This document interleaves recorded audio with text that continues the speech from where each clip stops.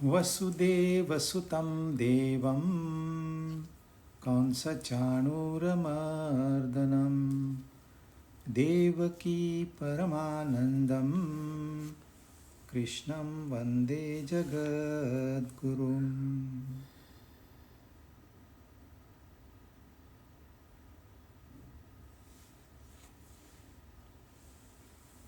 भगवद गीता हम अभी 13वें अध्याय पे है। 6 श्लोक हमने पूरे किए।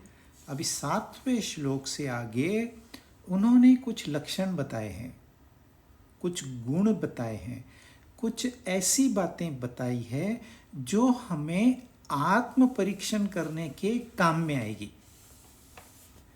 भगवद गीता कभी आपको ऐसे नहीं कहेगी ये करिए और ये मत करिए।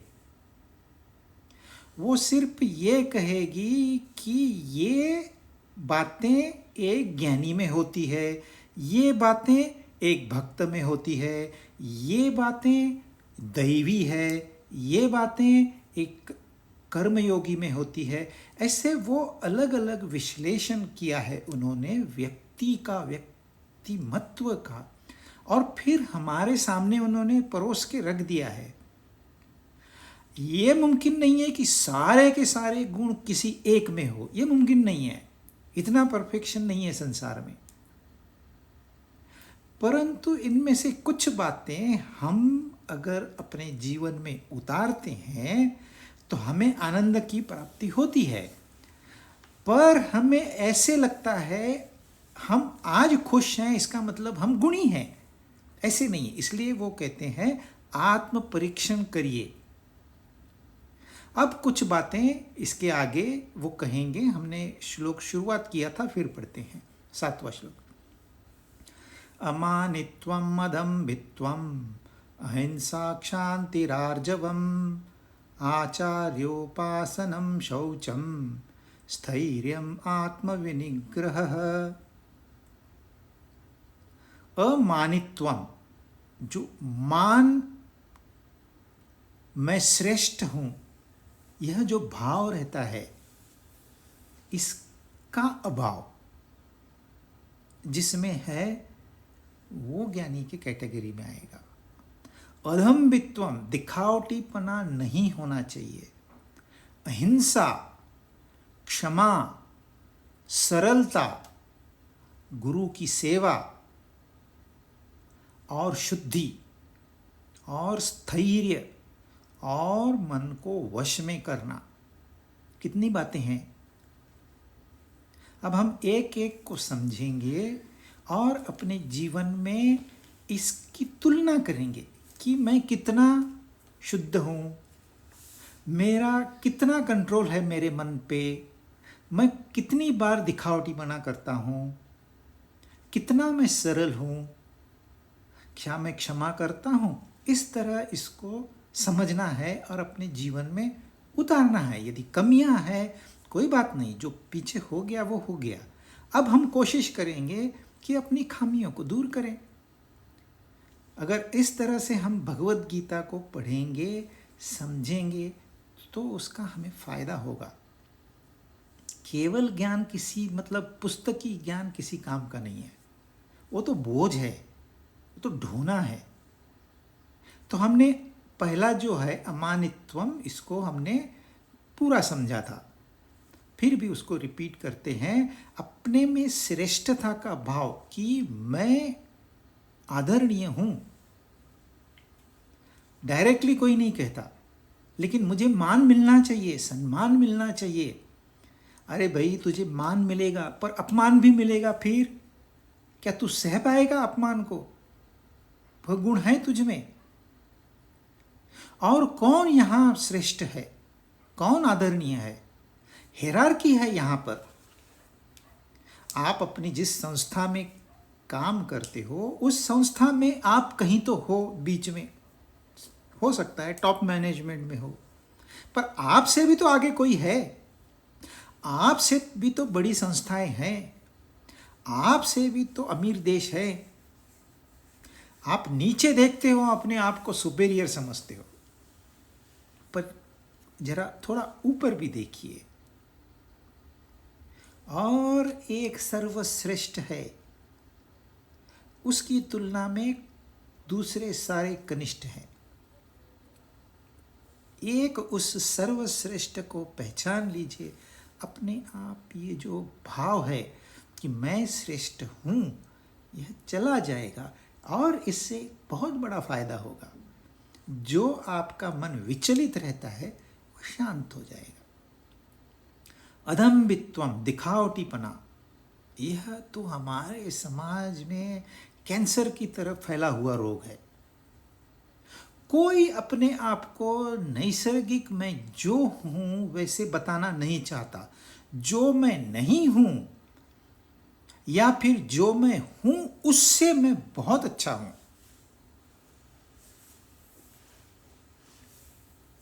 मैं श्रेष्ठ हूं, मैं सुंदर हूं, मैं ताकतवर हूं, ऐसा असम्पशन करते हैं हम, होते नहीं है। ऐसे हम मान लेते हैं अपने आप को, अपने मन को कन्विंस कर लेते हैं, और होता क्या है, हमेशा दुखी रहते हैं। देखो, एक इंसान बड़ी मेहनत से कमाई की टोयोटा कार लेके आया। पड़ोसी आए, वे दोस्त आए, सब ने कॉन्ग्रेचुलेशंस, अरे पेड़े किधर है, पेड़े किधर है, बहुत सुंदर गाड़ी है। अरे मैं तो मर्सिडीज लेने वाला था, पर क्या है, अपनी कॉलोनी के बच्चे बहुत शैतान हैं, खराब कर देंगे, इसलिए मैंने टोयोटा ली। अब आपने क्या किया? आपकी मर्यादा वहीं तक है, टोयोटा तक। आपने टोयोटा खरीद, ये बड़ी खुशी की बात है, इस खुशी को मनाइए। अब आपने क्या किया, ध्यान और कहीं भटका दिया और जो इसकी खुशी है वो गंवा दी।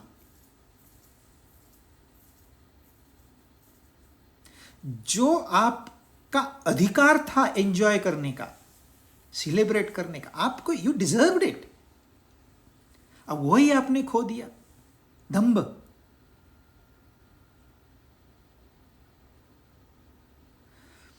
बहुत 40 साल पुरानी बात है, मैं जूनियर इंजीनियर था एक कंपनी में, और हमारे यहाँ कुछ रेगुलेशन के लिए हफ्ते में 2 बार एक गवर्नमेंट इंस्पेक्टर आता था। जब वर्किंग डे पे है तो वो तो ऑफिस में गाड़ी उसकी जाती थी, वो आता था, पर कभी कभी उसको हॉलीडेज पे, उसके हॉलीडेज पे भी बुलाना पड़ता था एक फेवर करने के लिए। तो फिर उसको घर में लेने जाना, क्योंकि ऑफिस में तो है नहीं, वो घर में उसको लेने जाना है किसी ने। तो मैं गया, कभी मैं जाता था, कोई कभी और कोई। तो पहले उसके घर में जाओ, उस जमाने में एम्बेसडर कार थी, लग्जरी कार। ड्राइवर के बगल में मैं बैठूंगा और पीछे साहब बैठेंगे। तो उनका बैठने का तरीका बड़ा ये था, एक पैर के ऊपर पैर रखेंगे, सीट पे यूं हाथ रखेंगे, स्टाइल में एकदम से बैठ के ऑफिस आएंगे, काम करेंगे, वैसे ही उनको वापस छोड़ना है। तो मुझे ये लगता था कि ये कितने लग्जरियस लाइफ जी रहे हैं, इनको सब फ्री में मिलता है, और क्या उसकी स्टाइल है बैठने की। तो मुझे भी एक बार मौका मिला अकेले पीछे बैठने का, और मैंने भी वही स्टाइल में हाथ यूं रख दिया सीट के बैक के ऊपर। 5 मिनट में मुझे दर्द होने लग गया। दंभ किया मैंने, किसी की कॉपी की और तुरंत सजा मिल गई। तो हम रोज दिखावटीपना करते हैं, लोगों को बढ़ा चढ़ा के अपने बारे में बता, जिसकी पगार, अरे मेरे बेटे का पैकेज मालूम है तुझे, 5 लाख का पैकेज है, 5 लाख का। 5 लाख का कहां पर? अमेरिका में। कुछ नहीं, सिर्फ बात को बढ़ा के बताने का। उससे आपको क्या मिलने वाला है? वो 5 लाख में से आपको कितने मिलते हैं? आप कितने सुखी हो अपने बेटे से?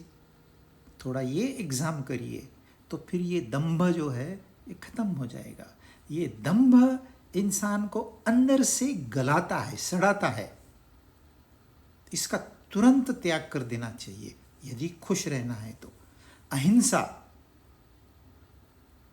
अहिंसा, हिंसा क्या होती है कि अपने वाणी से, अपने मन से, शरीर से किसी को भी दुख पहुंचाना, इसको हिंसा कहते हैं।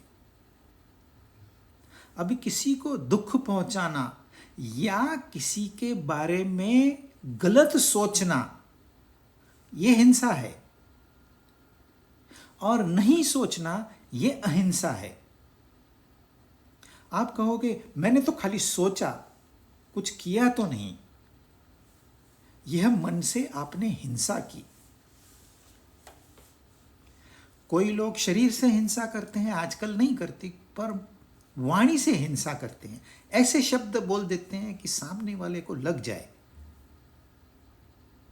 शरीर की हिंसा से वाणी की हिंसा ज्यादा बुरी है, और वाणी की हिंसा से मन की हिंसा ज्यादा बुरी है। ये जो युद्ध चल रहे हैं, एक दूसरे को मार रहे हैं, यह कुछ भी नहीं है। यह आपको दिखाई दे रहा है अब, लेकिन इस हिंसा की शुरुआत तो कई साल पहले हुई है। यह हिंसा पहले मन में थी कि ये देश मेरा दुश्मन है। आपने मान लिया था, जाना आपने कुछ नहीं, कोई स्टडी नहीं की, कोई रिसर्च नहीं किया, मान लिया। किसी ने कहा, आपने मान लिया, हो गई दुश्मन। अब आप रोज विचार कर रहे हो दूसरे की बुराई का, तो परिणाम क्या होगा? As you think so you become. आपने अपनी सोच बदल दी धीरे धीरे, और आपको पता नहीं कब आप हिंसक हो गए। जो इंसान बाहर हिंसा करेगा, उसके साथ भी वही होगा। Every action has equal and opposite reaction. जो आप बोओगे वही पाओगे। हिंसा बोओगे तो हिंसा पाओगे, दुख बोओगे तो दुख पाओगे। इसलिए सबसे पहले मन पे कंट्रोल रखिए। क्योंकि यह जो आपके निगेटिव विचार है, निगेटिव थॉट्स है, ये घूम फिर के सारी इस पूरे आसमान में कहीं भी जाएंगे, पर लौट के फिर आप ही के पास आएंगे। ये थॉट इज एनर्जी, वो कभी वेस्ट नहीं जाएगी। आपने तीर छोड़ दिया, वो हिट करेगा अपना टारगेट। तो सोच समझ के विचार करना है। चलो विचार हो गए, कम से कम वाणी पे तो कंट्रोल करिए। हाँ, दूसरे के भलाई के लिए दो शब्द कड़वे कहने पड़ते हैं, वो हिंसा नहीं है। कोई कोई माँ बाप बच्चों पे हाथ भी उठाते हैं, पर उनकी भलाई के लिए, वो हिंसा नहीं है। अपनी सुरक्षा, अपने देश की सुरक्षा, अपने धर्म की सुरक्षा का अधिकार सबको प्राप्त है। प्रकृति यह अधिकार देती है। उसके लिए की हुई हिंसा हिंसा में नहीं गिनी जाएगी। हिंसा और अहिंसा का मतलब लोगों ने गलत लिया है। 200 लोग बाहर से आए, यहाँ 1 लाख स्कॉलर को मार दिया और ये कहते हैं हम तो हिंसा नहीं करेंगे। अरे वो तो हिंसा कर रहे हैं आपके साथ।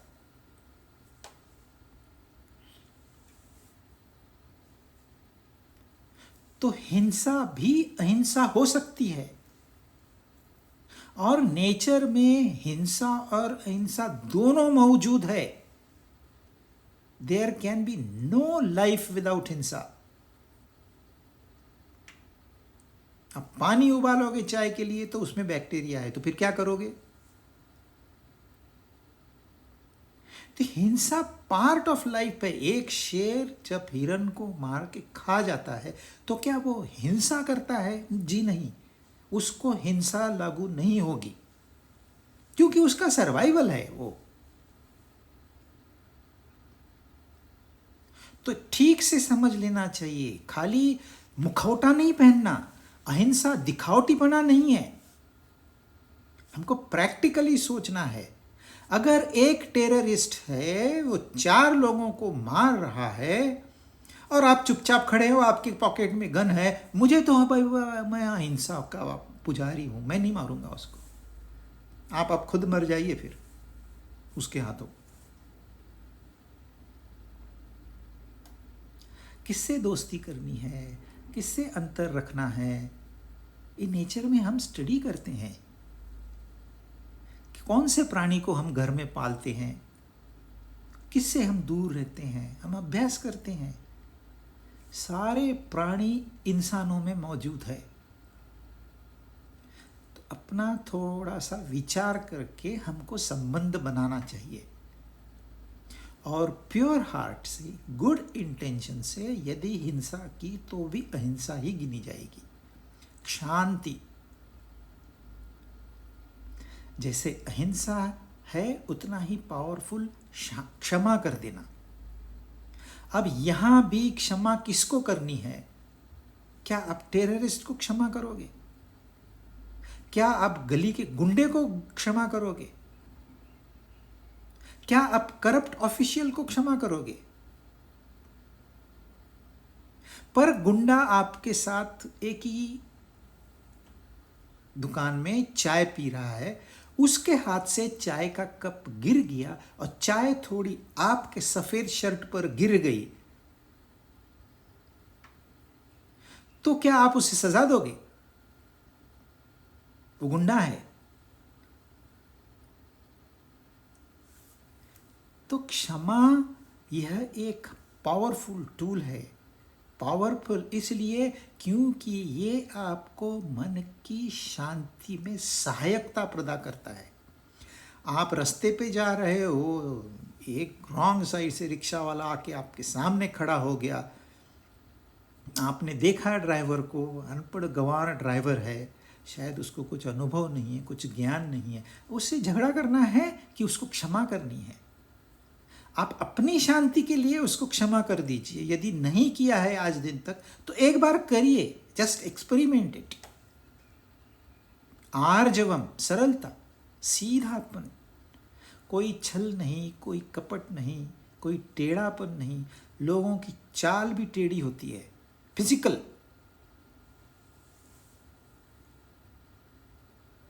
तो चलते वक्त, उठते वक्त, बैठते वक्त, बोलते वक्त हमें केयरफुल रहना है। क्या हम ऑर्गेनिक है, क्या हम नैसर्गिक है, कि कृत्रिमता लाके खड़े कर दी जीवन में? देखिए, कपड़े पहनना जरूरी है, दिस इज इसेंशियल। और आप ऐसे कपड़े पहनिए सामने वाले को प्रसन्नता मिले। फटे पुराने, मैले, धोया ही नहीं है कितने दिनों से, ऐसे कपड़े नहीं पहनने हैं। पर लोग फिर कपड़े लेते हैं दिखावे के लिए। अच्छा, दिखावे के लिए महंगे कपड़े लिए, पार्टी में पहन, और किसी ने पूछा ही नहीं। अब बताओ, सारा ध्यान कहां पर है? मेरी ड्रेस। और किसी ने पूछा ही नहीं मुझे। अरे आप गए हो पार्टी में, दोस्तों से मिलो, गपशप लड़ाओ, खाओ, इतना बढ़िया खाना वहां मौजूद है, तस्वीरें लो, वापस आ जाओ।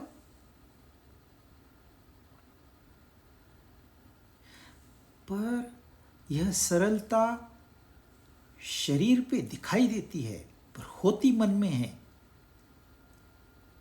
मन सरल होना चाहिए। किसी के प्रति हमने बुरा नहीं सोचना है। जो नैसर्गिक है नैसर्गिक ही। मैं काला हूं तो मैं काला हूं, इसमें शर्माने वाली कौन सी बात है? It's God's gift, nature has provided me. पर यदि मैं मोटा हूं तो मुझे थोड़ी शर्म आनी चाहिए, मैं अपने ऊपर कंट्रोल नहीं करता हूं। पर जो टेढ़ा इंसान होता है वो जो है वो दूसरों पे थोपता है, मन में छल है, कपट है, अक्कड़ है। और ये अक्कड़ क्या करेगी? यह अक्कड़ आपको तोड़ के रख देगी। दुख क्यों है संसार में? ये सारी बातें हैं। आचार्योपासनम। अब आचार्योपासनम का क्या मतलब हो गया? जाके गुरु के पैर दबाए, जाके गुरु को नहलाया, जाके गुरु को मालिश की, यह कोई आचार्योपासनम नहीं। पहले तो आचार्य कौन है? आजकल तो योगाचार्य आपको हर गली में मिल जाएंगे।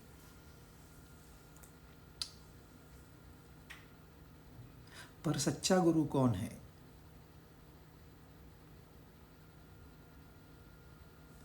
मेरे अंदर में सतगुरु बैठा है। वो मुझे हमेशा याद दिलाता है कि यहाँ तू गलत है, यहाँ तू सही है। खाली मुझे शांत करना है मन को, तो उसकी आवाज़ मुझे सुनाई देगी। मुझे आनंद चाहिए, मुझे शांति चाहिए। ये किसने कहा मुझसे? ये मेरे सतगुरु ने कहा है। तो जो सच्चा गुरु है वो अंदर है, वो उसकी आवाज़ हमें सुनाई नहीं देती। वही आवाज़ यदि बाहर से आ जाए, वो किसी से भी हो, जिससे वो आवाज़ आ गई वो गुरु है। गुरु आपको हमेशा सही राह दिखाएगा, चाहे कुछ भी हो जाए। वो अपना अनुभव आपको देगा, चाहे कुछ भी हो जाए। आप दक्षिणा दो नहीं दो,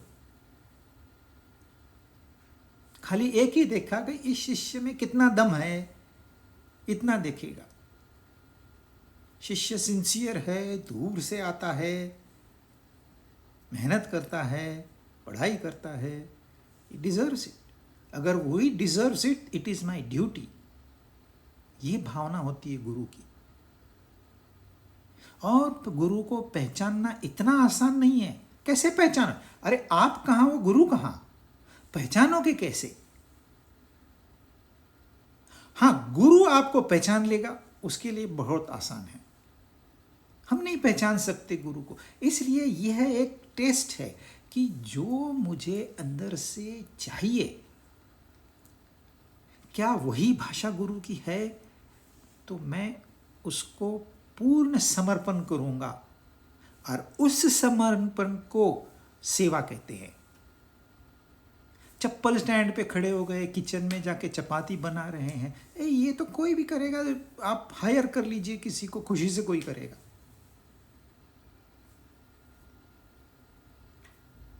और यह जो सेवा होती है, यह जो समर्पण होता है, यह क्या करते हैं? हम अपना अहंकार उनके चरणों में डाल देते हैं। ये खाली झुकना नहीं है, ये खाली पैर पड़ना नहीं है, पैर छूना नहीं है, पैर पे सर रखना नहीं है, एक्ट नहीं है। ये यहां जो अहंकार भरा पड़ा है, वहां हम छोड़ के आते हैं और मुक्त हो जाते हैं। तो जानना है गुरु को, इतना आसान नहीं है, प्रैक्टिस करनी होगी। पहले तो अपने अंदर के सद्गुरु का आवाज सुनना होगा, और फिर सरेंडर, जॉय ऑफ सरेंडर। शौचम, शुद्धि। शुद्धि वातावरण की होती है, शुद्धि अपने शरीर की होती है, शुद्धि अपने मन की होती है, शुद्धि अपने बुद्धि की होती है, शुद्धि अपने आत्मा की होती है।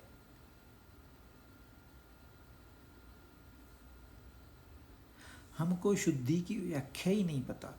मेकअप कर लिया तो शुद्धि हो गई। सबसे महत्वपूर्ण शुद्धि है अपने मन की शुद्धि, अपने विचारों की शुद्धि।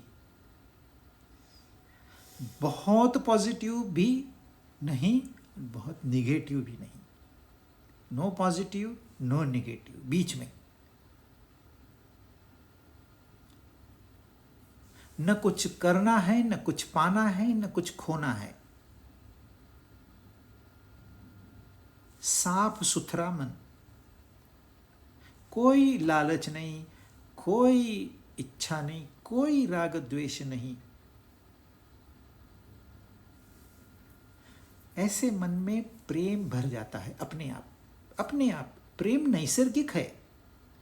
लोगों को लगता है हम प्रेम सीखेंगे, प्रेम करेंगे, वो नहीं होगा, वो नैसर्गिक है। हमने उसके ऊपर कचरा भर दिया है, अपनी वासनाओं का कचरा, अपनी इच्छाओं का कचरा, अपने लोभ मोह का कचरा, उसको हटा देना है। शुद्ध हो गए। स्थैर्यम, ये मन बड़ा चंचल है, इसकी चंचलता को रोकना अच्छे भलों का भी नहीं होता है। बड़े बड़े संत महात्मा भी नहीं कर सकते। यह हमेशा अस्थिर ही रहेगा। स्थिर होएगा, पर जब तक हमने अभ्यास नहीं किया है तब तक वो अस्थिर रहेगा। और अस्थिर मन को आज चैन नहीं मिलेगी, वो आपको बैठने नहीं देगा। उठ, चल, यहाँ ये कर, वो देख, इसके घर में क्या हो रहा है, उसके घर में क्या हो रहा है, कर फोन, पूछ उसको क्या बनाया है। ये बुराई बात नहीं, फोन करना, बात करना बुरी नहीं है, पर अस्थिरता की वजह से, चंचलता की वजह से करूं क्या यही पता नहीं है, क्योंकि कोई ध्येय ही नहीं है। जिसका ध्येय नहीं है वो स्थिर होगा तो कहां होगा, और जो स्थिर नहीं है वो अस्थिर ही रहेगा, बंदर की तरह कूदता ही रहेगा। तो स्थैर्य के लिए एक उद्देश्य होना चाहिए। भाई, मैं भगवत गीता का ये जो अध्याय है 13वां, सब लोग कहते हैं महत्वपूर्ण, इसमें मैं 3 महीने देने वाला हूं पूरे, दिन रात में। ये एक बार आपने ध्येय अपना पक्का कर लिया तो स्थैर्य भी आ जाएगा। आत्मविनिग्रह, मन को वश में करना। अगर मन हमारा है तो वश में किसके रहना चाहिए? हमारे वश में रहना चाहिए। अगर इसको बाहर जाना है तो हमारी परमिशन लेके जाना चाहिए। अगर इसको देखना है कुछ दृश्य तो हमारी परमिशन लेनी चाहिए। पर होता एग्जैक्टली उल्टा है, हमको मन की परमिशन लेनी पड़ती है। अरे यार, बहुत सारी सिनेमा देख ली तूने, जरा मैं तेरे को एक सलाह दूं? हाँ, कौन सी सलाह? सिनेमा देखना कम कर, तेरी आंखें खराब हो जाएगी। ए फुट। यह है मन हमारा, हमारी बात मानता ही नहीं है, उसको रिक्वेस्ट करते हैं हम, और होना उल्टा चाहिए। ड्राइवर रखा, मालिक वो हो गया, पीछे बैठा है, और जो मालिक है वो ड्राइविंग कर रहा है।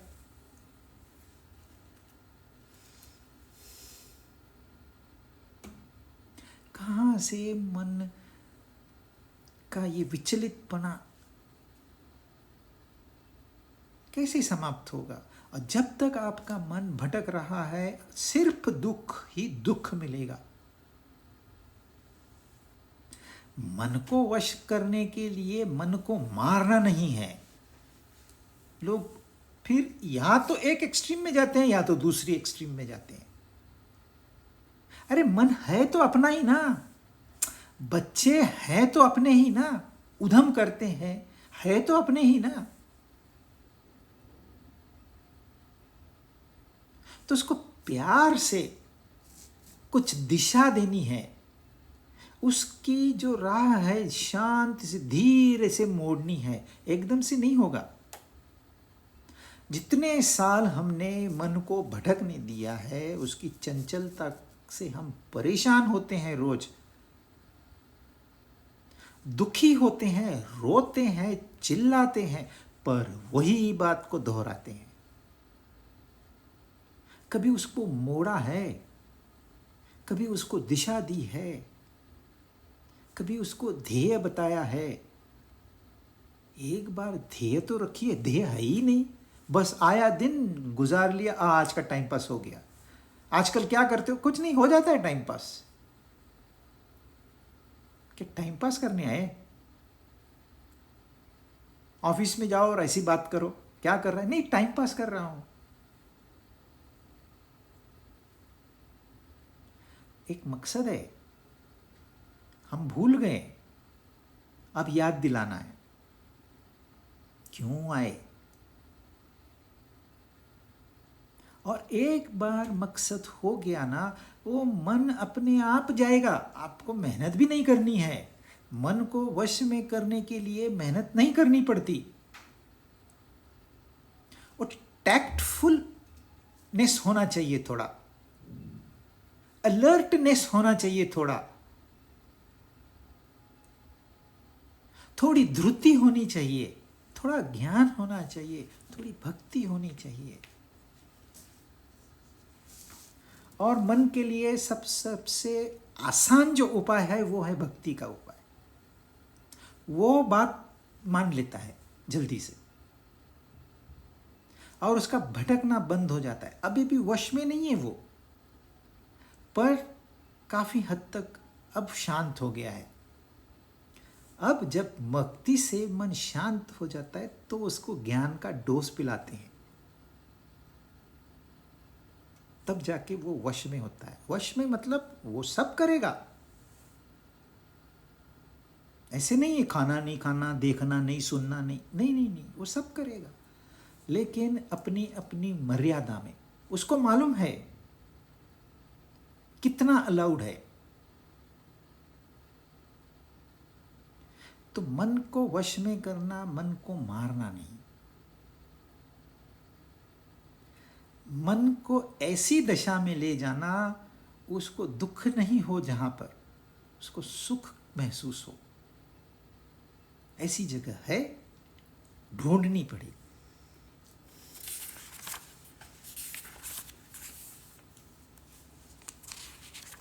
8 इंद्रियार्थेषु वैराग्यम् अनहंकार एव च जन्म मृत्युजरा व्याधिः दुख दोषानुदर्शनम्। इंद्रियों के विषयों में वैराग्य, यानी कि सारा संसार, ये दुनिया तो इंद्रियों के विषय है, इससे वैराग्य। अनहंकार, पहली बात तो जब वो कह रहे हैं अनहंकार, अहंकार को निकाल देना मुमकिन है। जन्म मृत्यु जरा व्याधि, जन्म मृत्यु वृद्धावस्था और बीमारियां, इनके दुखों को, जो कि दोष है, उनको देखना, बाहर से देखना, थोड़ा समझना होगा। पहली बात तो इंद्रियों के विषयों से नाता तोड़ना, संबंध तोड़ना, वैराग्य। राग होता है उनसे संबंध रखना, वैराग्य होता है संबंध तोड़ना। और यह बात शास्त्रों में बार बार कही गई है, और यही बात कह के लोग शास्त्रों को छोड़ देते हैं, इंद्रियों के विषय को नहीं छोड़ते।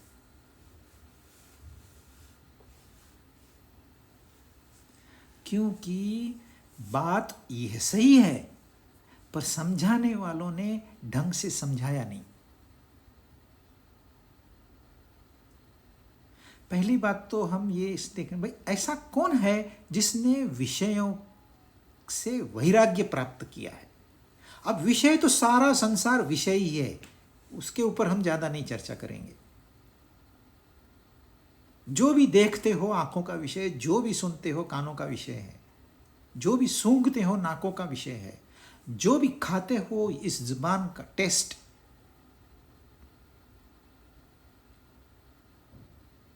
तो इन विषयों से कौन है ऐसा जिसने वैराग्य प्राप्त कर लिया है?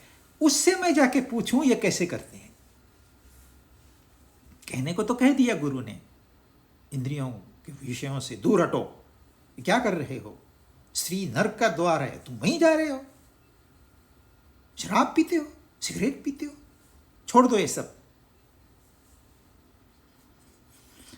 देखिए, पहले एक इंसान होता है, वो इतना आलसी होता है, उसको कहेंगे चल शादी है, मुफ्त का खाना है, वो जगह कहाँ है?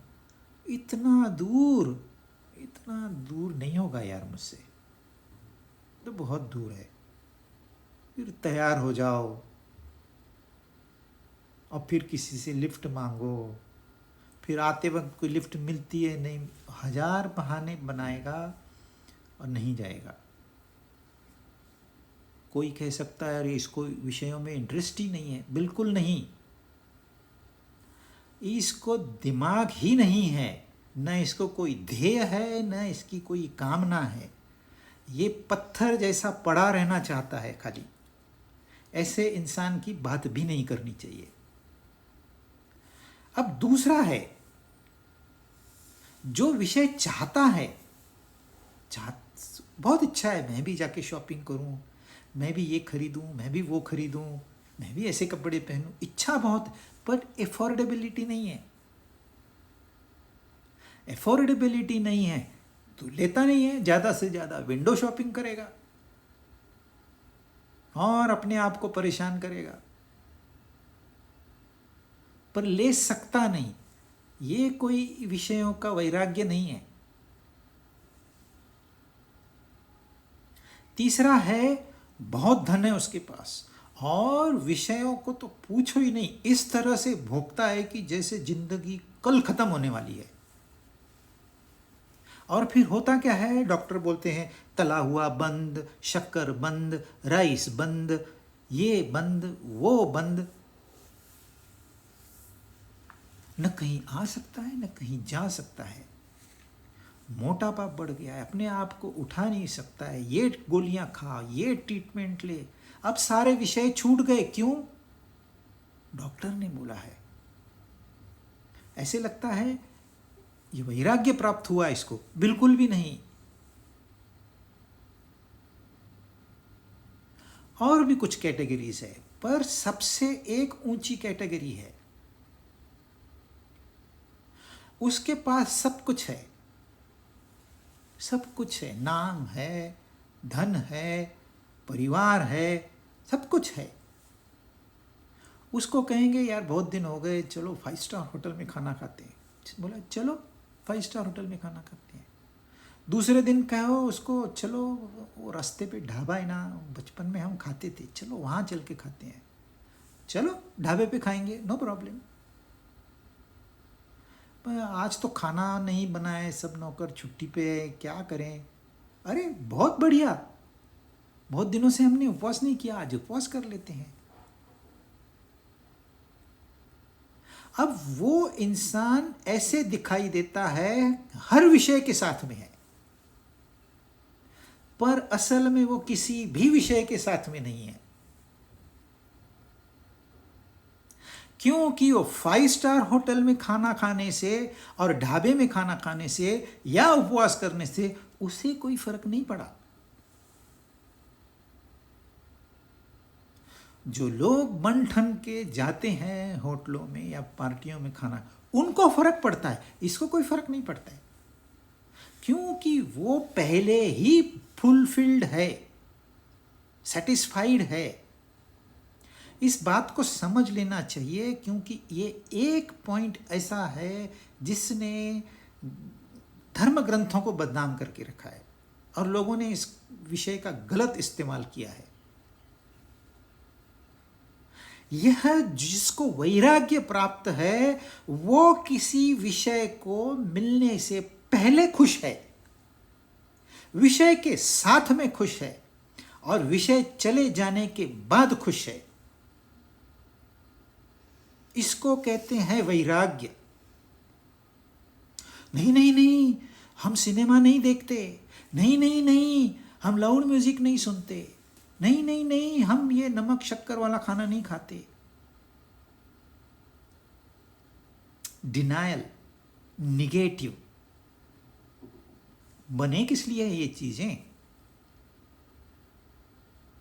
ये प्रकृति किसके लिए इतना प्रदर्शन कर रही है?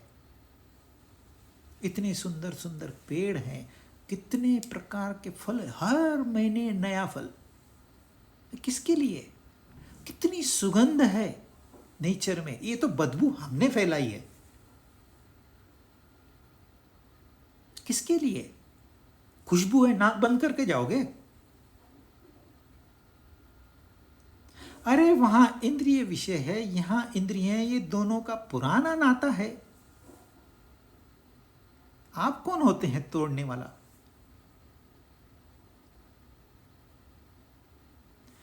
इंद्रियों से मैं अलग हूं।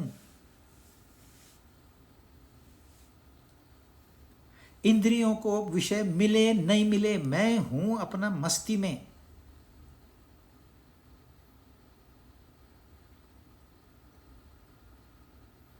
तो जो वैरागी है वो देखने में आपको आम लगेगा, और जो वैरागी नहीं है वो देखने में खास लगेगा। आलसी इंसान भी ऐसे लगता है ये वैरागी है, और बहुत सारे आलसी लोगों ने घेरुए कपड़े पहन ली, दाढ़ियां बढ़ा रही और मुफ्त का खाना ढूंढ रहे हैं, और इस देश में मिल भी जाता है, लंगर में चल के खाएंगे। ये वैरागी नहीं है, ये ढोंगी है। स्त्री तो नरक का द्वार है, यह शरीर तो मलमूत्र का घर है, तो त्याग दे, लेके क्यों बैठा है? नेगेटिव बातें फैलाई गई है।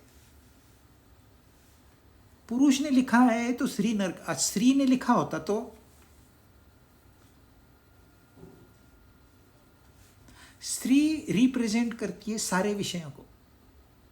स्त्री मतलब सिर्फ स्त्री नहीं, उसमें सारे विषय आ गए। तो ये निगेटिव नहीं है, ये पॉजिटिव है, ये वीकनेस नहीं है, ये स्ट्रेंथ है। इसको यदि समझ में नहीं आएगा तो गीता समझ में नहीं आएगी, और हम वैसे ही जैसे जीते थे दुखी दर्दी बन के वैसे ही जिएंगे। क्या जरूरत है सिनेमा देखने की? अरे बच्चों ने जिद की है तो उनकी नहीं मानोगे क्या आप? यार दोस्तों ने बुलाया है, आजा पार्टी पे, कितनी बार मना करोगे? अरे कभी उनका मन नहीं रखो, उनके लिए तो जाओ, अपने लिए नहीं, उनके लिए तो जाओ। नहीं नहीं, नाम खराब हो जाएगा। हाँ, आपको दिखावा है, दंभ है, और उसको आप वैराग्य कहते हो, दंभ को वैराग्य कहते हो, मतलब दोनों गुण गए। तो इस बात को छोड़ दीजिए, पहले खुश रहना सीखिए, फिर विषय मिले बढ़िया है, नहीं मिले बढ़िया है, तब हम कहेंगे इंद्रियार्थेषु वैराग्यम। अनहंकार, इसके ऊपर तो हमने काफी चर्चा की है, लेकिन एक अहंकार एकदम शुरू में पैदा होता है, मैं हूं। मैं हूं, यह अहंकार कोई बुरा अहंकार नहीं है, इसको नहीं त्यागना, क्योंकि मैं हूं, यह सत्य है। पर मैं सुंदर हूं, मैं अमीर हूं, मैं पढ़ा लिखा हूं, मैं इस कंपनी का मालिक हूं, मैं मैनेजर हूं, मैं बॉस हूं। ये सारे जो मैं के साथ हमने कुछ जोड़ दिया, एक विशेषण, इस अहंकार का त्याग करना है। अहंकार और अभिमान ये दोनों साथ साथ में ही चलते हैं। मैं अहंकार हो गया, मेरे पास ये है, सोने की लंका है मेरे पास, मेरा मकान देखा है आपने, मेरा मकान देखा है आपने, 10,000 स्क्वायर फुट का है। अभिमान।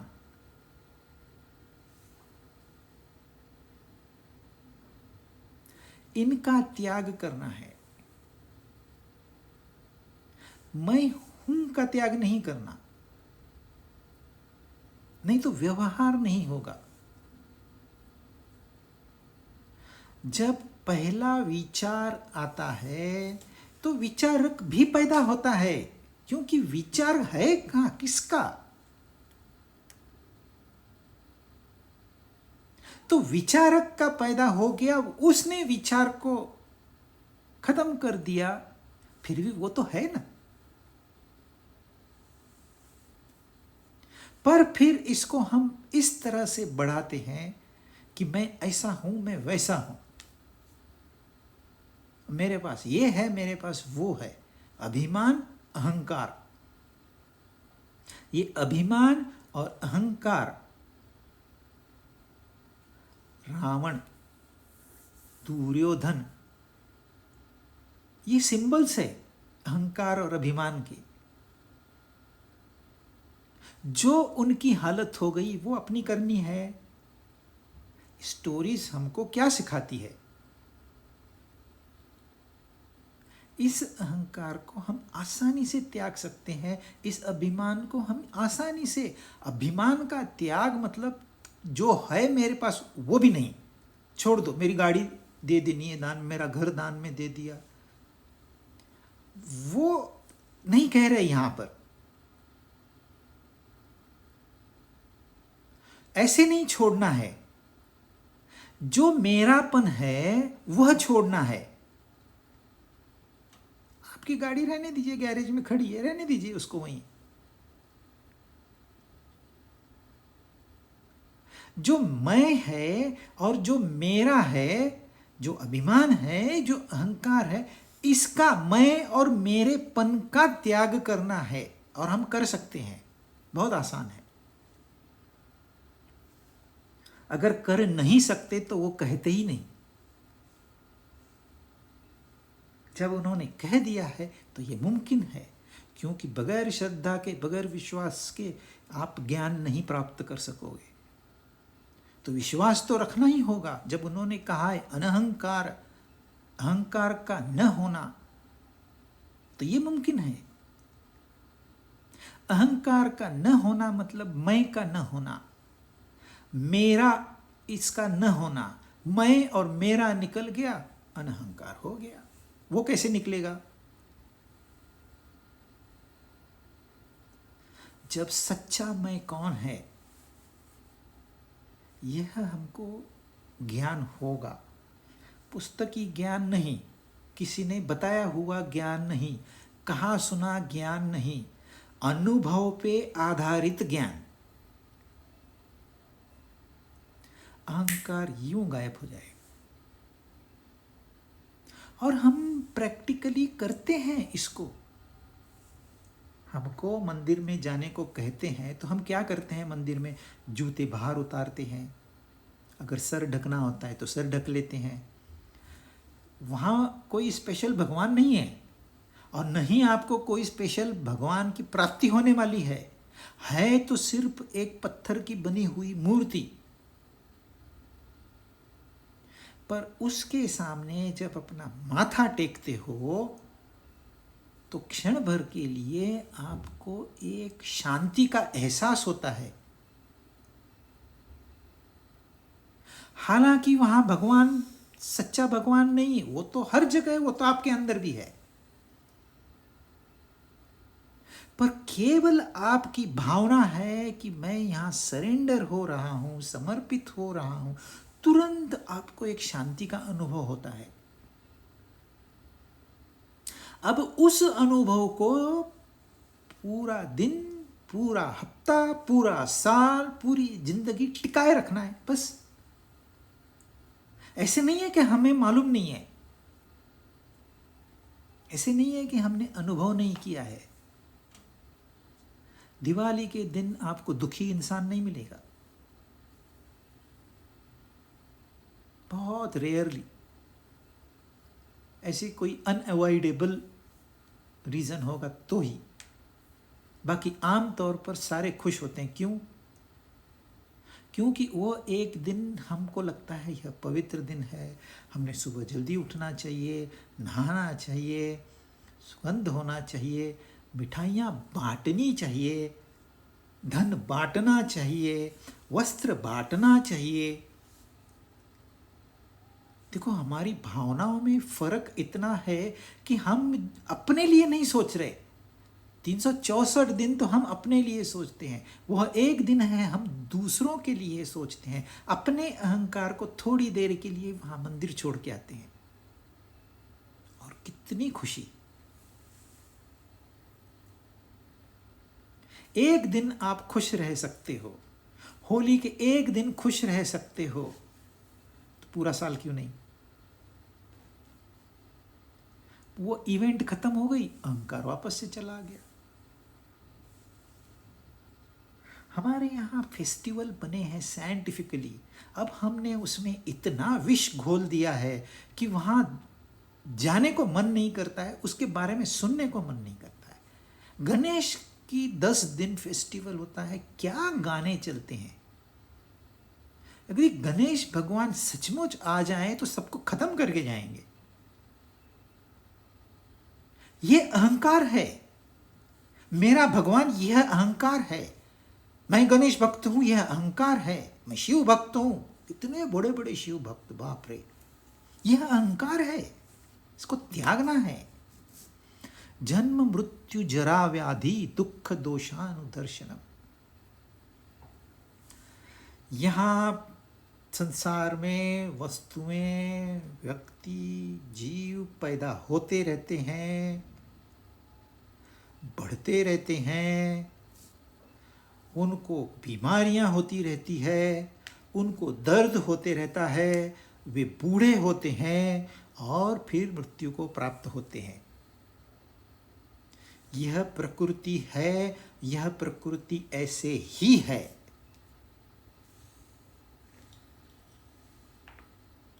यह शरीर पैदा हुआ, यह शरीर दर्द करेगा, यह शरीर बूढ़ा होगा, यह शरीर गिर जाएगा, मिट्टी में मिल जाएगा, इनएविटेबल। इसमें कोई भी कुछ भी परिवर्तन नहीं कर सकता। ब्रह्मा जी यदि स्वयं आ जाए तो उन्हें भी यह नियम लागू है।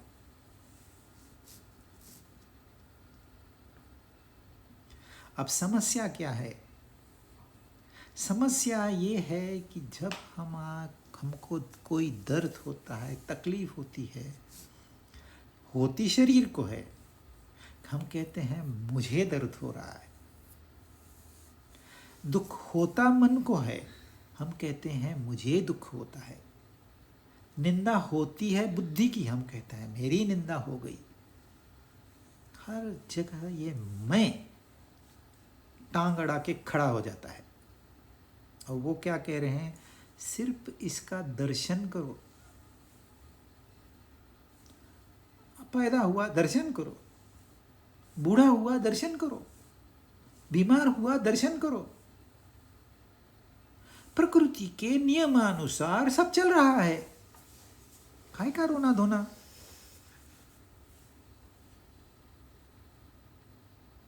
पर दर्द तो होता है ना, पर दुख तो होता है ना। दुख आएगा ही आएगा। बड़े बड़े संत महात्मा है ना, उनको तो आम इंसान से ज्यादा दुख झेलने पड़े। सोक्रेटिस को जहर दे दिया, हेमॉक, और ऐसा जहर बचने का कोई चांस ही नहीं। क्राइस्ट को सूली पे चढ़ा दिया। मीरा जैसी इनोसेंट संत कहीं मिलेगी आपको? वो जहर दे दिया। दुख तो आएगा। समस्या कहाँ है? फाइनर पॉइंट सोचो समस्या कहाँ है। जब भी दुख आता है हम तुरंत सुख की अभिलाषा करते हैं।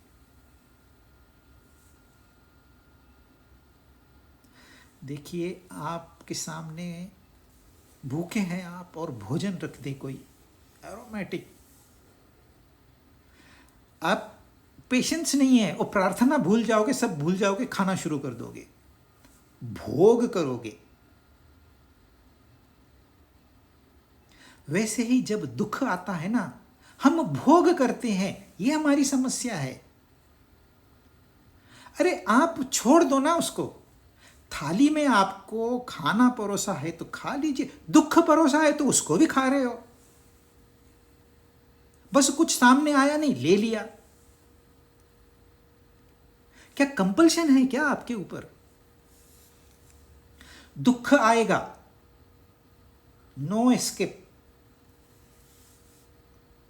दुख में सुख की अभिलाषा रखना मतलब दुख को भोगना, हम उसमें इन्वॉल्व हो जाते। ये मन खोपड़ी में जो बैठा है बार बार वही दोहराएगा, सेम थिंग। दुख चला भी गया फिर भी वहां बैठा है। एक्चुअल फिजिकल दुख जो था वो तो चला गया, पर मन में अभी तक बैठा है, छोड़ते ही नहीं हम उसको। दुख का भोग ये समस्या है, दुख से जुड़ के रहना ये समस्या है, दुख समस्या नहीं है। तो जब दुख आए तो सुख की अभिलाषा मत करो, शांत बैठ जाओ, वो आएगा चला जाएगा। कई विजिटर्स आते हैं चले जाते हैं, हम क्या हर एक को एंटरटेन करते हैं? तो उन्होंने बहुत शानदार तरीके से कहा, दुख दोषानुदर्शनम, ये दोष है, इसमें इन्वॉल्व नहीं होना है, इसको अपनापन नहीं देना है। सुख में हमको फिर दुख याद आता है तो सुख चला गया, दुख में हमको सुख याद आ गया वो भी सुख चला गया। रोज दुखी होके जीने से जीना हो गया। पर दुख आएगा,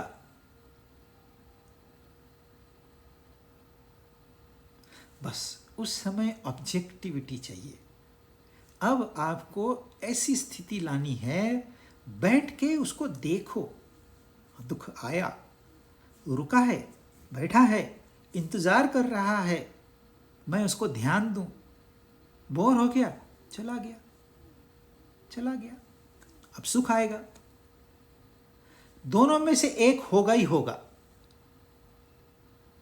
दोनों एब्सेंट नहीं होंगे जब तक कि हम इसको समझ नहीं ले। वो क्या कहते हैं, दोनों को भूल जाओ, वो है ही नहीं, केवल मन का खेल है, माया है, छोड़ दो।